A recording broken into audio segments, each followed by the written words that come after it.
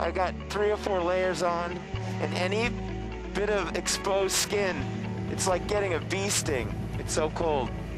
But look at this. There ain't nothing. This is about as barren and austere as a landscape could get. Finally, we've arrived. A delightful, but in an oddly beautiful way, just endless stretch of ice. It's gonna be very interesting to see what it's like underneath all this. I imagine scuba diving being in some place like in some tropical place where you're kind of just looking at some cool, like bright colored fish and things like that. We went to a place where there was 6 feet of ice that you had to cut with a chainsaw. I had no idea the ice was going to be 6 feet thick.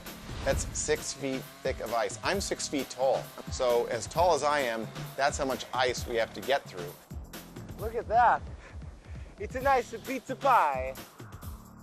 So you've got to cut first the first piece, and you've got to chunk it all out and remove it, and then you've got to go deeper and deeper and deeper. Thousands of pounds of ice have to be pulled out and moved to make this hole. So when we get down, the last part we have to drill through, and the Arctic Ocean now is filling this hole, but it is freezing instantly. You have to constantly remove the ice crystals and slush that are forming on the surface because it's so cold out.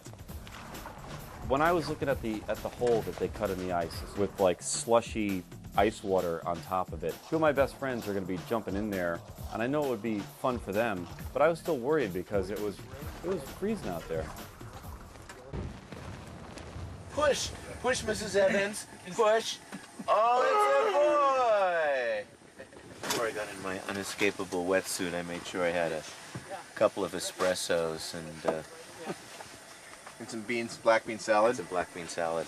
You can take nothing for granted underwater. You get no freebies. People don't realize how very dangerous diving is, especially diving in the Arctic, because you're not only dealing with extreme temperatures, you're also dealing with being disoriented. You could easily swim your way under a shelf of ice and not find your way out. You murk it up and you get locked into this endless abyss of ice. You come up and you could miss the hole you came in. The polar bear's primary source of food spends a lot of its time below the ice, so we're here to get a shot of the rapidly melting habitat of the ring seal.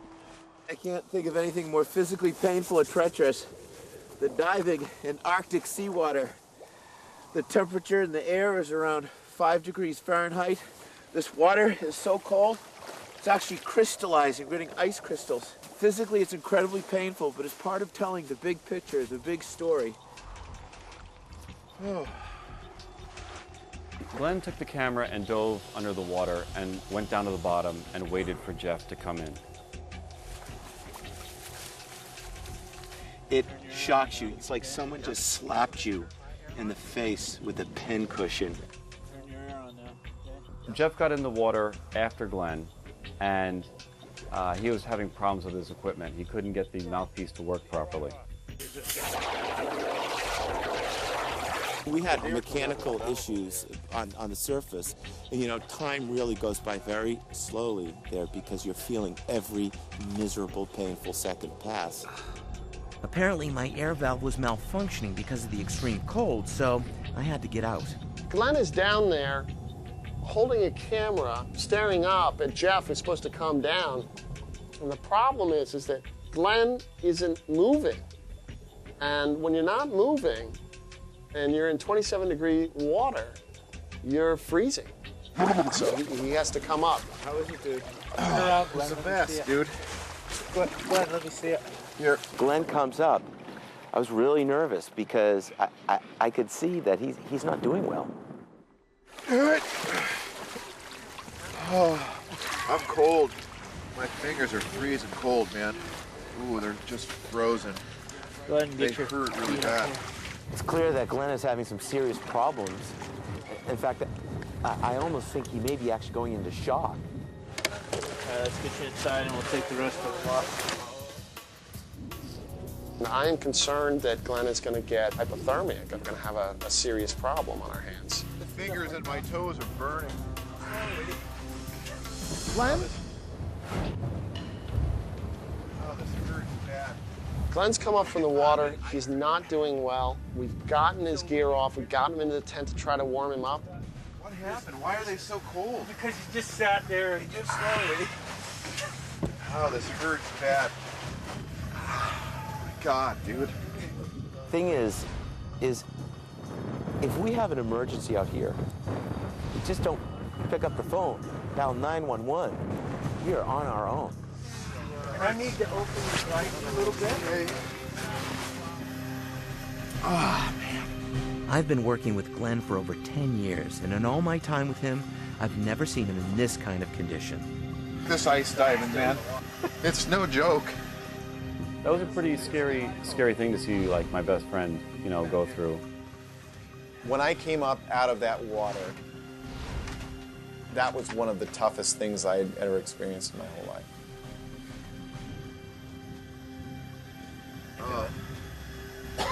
Your feet. What things do we have? We should have a lot of them, right? I think if I just relax and just chill out and pay attention to what I'm doing under there, I'm going to be able to focus and everything will be fine. Well, let me try it one more time, and we'll see what happens. If you feel like you don't want to go back in, dude, don't do that. I don't want to go back in, but I will. We're going to turn you around once you get in the water. Okay. Ready? I'm ready, dude. Go ahead, drop down. Life's an adventure. You got to live it. At least hopefully live it when we're done with this. Am I all ready?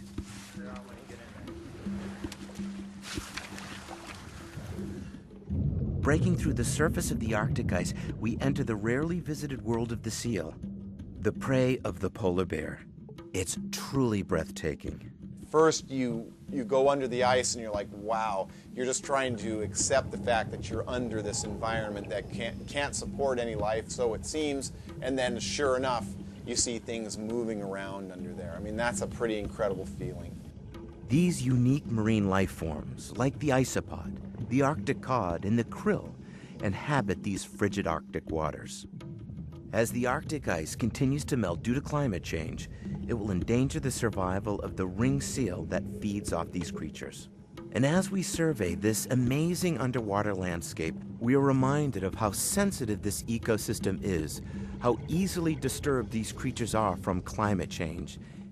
Cod and other fish that ring seals feed upon are becoming more sparse in numbers. In turn, the fish's dwindling numbers are hurting the seal population. Fewer ring seals means the world's largest predator, the polar bear, is losing its primary source of prey. While exploring this mystery world underneath the ice, we didn't see a ring seal, but we did get a sense of the other life forms and the ecology that connects the polar bear to the ecosystem that it lives in. And if something is really materializing in this show, it's that all these things in the end are connected. Yeah, we're all right. You know, and I had a lot to overcome going into that ice water. But when I got back under there and we were allowed to work with Jeff and things were working, it was incredible.